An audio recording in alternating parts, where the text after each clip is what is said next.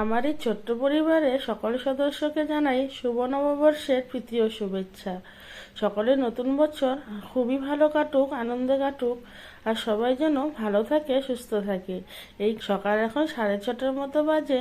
আমরা পৌঁছে গিয়েছি হরিদ্বার। হরিদ্বারে নেমে রেল স্টেশন থেকে সিধা আমরা চলে আসলাম এখানে ভারত সেবাশ্রম। আমরা প্রয়াগরাজে গিয়েও ভারত সেবাশ্রমে ছিলাম, আর হরিদ্বারে এসেও এখানে আমরা ভারত সেবাশ্রমেই ছিলাম। ভারত সেবাশ্রমে থেকে ভিতরের যে ফুল বাগান দেখে তো মনটা একদম জুড়িয়ে গেল। এত সুন্দর ফুলের বাগান দেখে যেন ওখান থেকে সরতে ইচ্ছে করছিল না। তো আমি ছেলেদেরকে নিয়ে ওখানে বসেছিলাম, আর হাজবেন্ড ভিতরে গিয়ে সব ফর্মালিটিস করে ওখানে আমরা হরিদ্বারে 3 দিন ছিলাম, তো 3 দিনের জন্য এখানে রুম বুকিং করে নিল। তো এখানে রুমে গিয়ে ভালো করে একটু ফ্রেশ হয়ে নেব। ফ্রেশ হয়ে সকালে কিছু খাওয়া দাওয়া করে আমরা সিধা চলে গেলাম গঙ্গা ঘাট। দূরের থেকে যখন এই গঙ্গা ঘাট দেখতে পারলাম, দেখে তো মনে হচ্ছিল কতক্ষণে গিয়ে যেন জলের মধ্যে নামবো। এতটাই সুন্দর জল যেন ওখান থেকে আর উঠে আসতে ইচ্ছে করে না। আর ওই দেখুন, যাওয়ার পথে আমরা নিয়ে নিলাম মা গঙ্গা পুজোর জন্য ফুল আর প্রদীপ।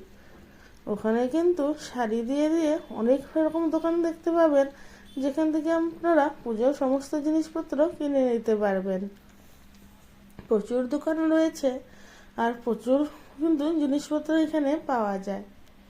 তো চারিদিকে এরকম দেখতে দেখতে আমরা সিধা চলে আসলাম গঙ্গার ঘাটে। আর এই ঘাটটির নাম হচ্ছে হরিকি ঘাট। হরিদ্বারের একদম সব থেকে এটা প্রসিদ্ধ ঘাট। আর এই ঘাটে আসার সাথে সাথে যেন মনটা জুড়িয়ে গেল। দেখুন, রাস্তার দুধারে কিন্তু অনেক রকমের দোকান বসে আছে, আর এখানে পুজোর জিনিসের থেকে ধরে নিজেদের কেনাকাটার জন্য কিন্তু অনেক জিনিস আপনারা এখানে পেয়ে যাবেন। তো যখন গঙ্গা ঘাটে যাবেন তখন আপনারা চাইলে এখান থেকে কিন্তু নিজেদের মন মতো জিনিসপত্র কেনাকাটা করে নিতে পারবেন। এই দোকানপাটগুলো দেখতে দেখতে আমরা ঠিক গঙ্গার কাছে চলে আসলাম। গঙ্গা মা এত সুন্দরভাবে বয়ে চলেছে, যেন মনে হচ্ছে সারাদিন রাত এখানেই বসে কাটিয়ে দিই। বিশ্বাস করুন, আপনারা যদি একবার হরিদ্বারে আসেন, এখান থেকে আর যেতে ইচ্ছে করবে না।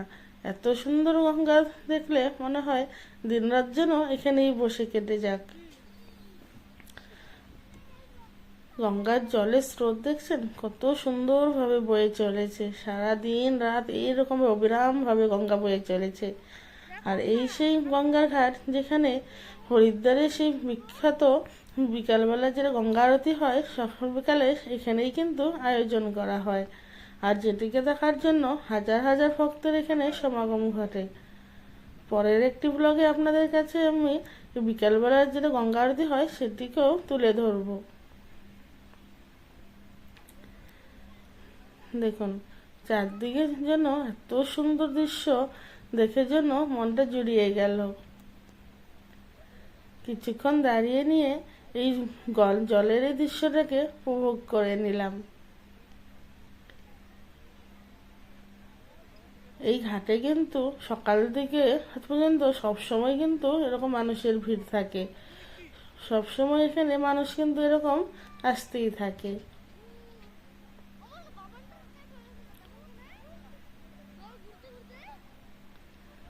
দেখুন, দেখেছেন কত সুন্দর লাগছে।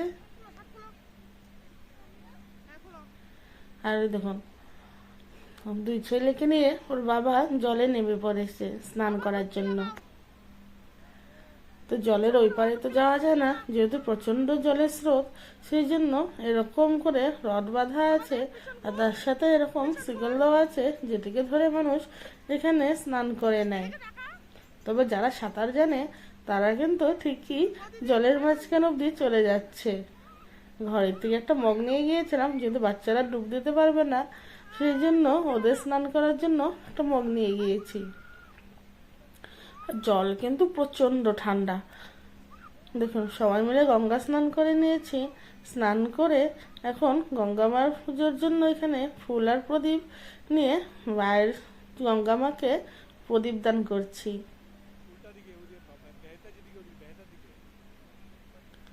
যেহেতু আর বেশি দূর অব্দি যাওয়া যায় না, সেই জন্য সামনে থেকেই প্রদীপটাকে জলে ভাসিয়ে দিলাম। আর এখানে যেহেতু অনেক মানুষ স্নান করছিল, তো জলের ঢেউয়ে প্রদীপটা আবার পাহাড়ের দিকেই চলে এসেছিল। দেখুন, আমরা সবাই স্নান দান করে কাপড় চেঞ্জ করে নিয়েছি। তবে এখানে কাপড় চেঞ্জ করার জন্য কিন্তু খুব ভালো ব্যবস্থা রয়েছে। ঘাট পাড়েই অনেকগুলো কিন্তু ছোট ছোট করে ঘরের মতো বানানো আছে, সেখানে মহিলারা কিন্তু খুব সুন্দরভাবে কাপড় চেঞ্জ করে নিতে পারবে। আর হরিদ্বারে গঙ্গার ঘাটের এই সিস্টেমটা কিন্তু আমাদের খুব ভালো লেগেছে। তো মা গঙ্গার সৌন্দর্য উপভোগ করে আমরা এখন চলে যাচ্ছি মনসা দেবীর মন্দিরে। মনসা দেবীর মন্দিরের জন্য দুটো রাস্তা আছে, আপনারা চাইলে পায়ে হেঁটেও যেতে পারেন বা চাইলে রোপওয়েরও ব্যবস্থা রয়েছে। তো আমরা পায়ে হাঁটাটাকে পছন্দ করে নিলাম, তো ভাবলাম রোপওয়েতে করে আর একটু অন্য মন্দিরে যাব। তো সবাই অনেকেই যখন পায়ে হেঁটে চলছে, আমরাও কিন্তু পায়ে হেঁটেই চললাম মনসা দেবীর উদ্দেশ্যে।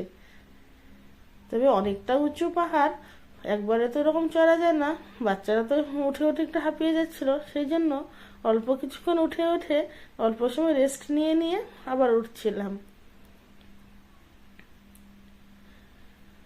উপরে পাহাড় থেকেও কিন্তু চারিদিকের দৃশ্যটা খুবই ভালো লাগছিল। তবে আপনারা যারা হাঁটতে পারেন না বা পাহাড় চড়তে অসুবিধা হয়, তারা কিন্তু অবশ্যই রোপওয়েটাকে চুজ করে নেবেন, কারণ অনেকটা উঁচু পাহাড়, অনেকটা কিন্তু উঠতে হয়। দেখুন, উপর থেকেও গঙ্গা মাকে কত সুন্দর দেখাচ্ছে।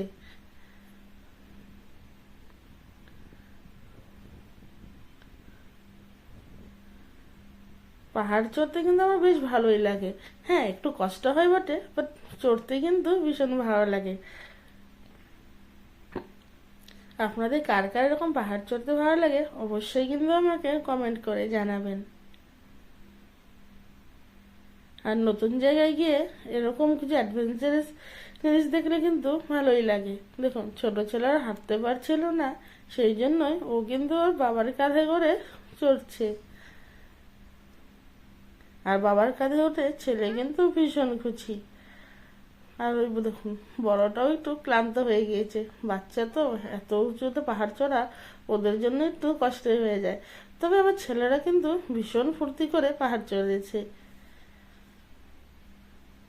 এখানে দাঁড়িয়ে আমরা একটু বিশ্রাম নিয়ে নিলাম। আর সাথে জলের বোতল কিন্তু অবশ্যই রাখবেন। অবশ্য জলের বোতল না থাকলেও সেমন কোনো প্রবলেম হবে না। রাস্তায় মোড়ে মোড়ে পাহাড়ে দেখবেন লেবুর জুস বা অনেক রকমের জুস ওখানে পাওয়া যায়। জলের থেকে ধরে ফল, অনেক রকমের খাবার কিন্তু এখানে পাওয়া যায়। আমরা প্রায় চলেই এসেছি। এই দেখুন, হাঁটতে হাঁটতে কিন্তু আমরা মন্দিরের একদম সামনে চলে এসেছি। অনেক নিচের থেকে দেখবেন অনেকে বলবে জুতো এখানে রেখে মুখ পুড়ে উঠতে, তবে বেশি নিচের জুতো রেখে আসা কোনো প্রয়োজন নেই। একদম মন্দিরের সামনে এসে কিন্তু ওখানে জুতো রাখার ব্যবস্থা রয়েছে। আর এখানে দেখুন, পুজোর জন্য সমস্ত জিনিস এখানেই পাওয়া যাচ্ছে। এখান থেকে পুজোর ডালা নিয়ে আপনারা কিন্তু মন্দিরের ভিতরে সেটা চলে আসবেন।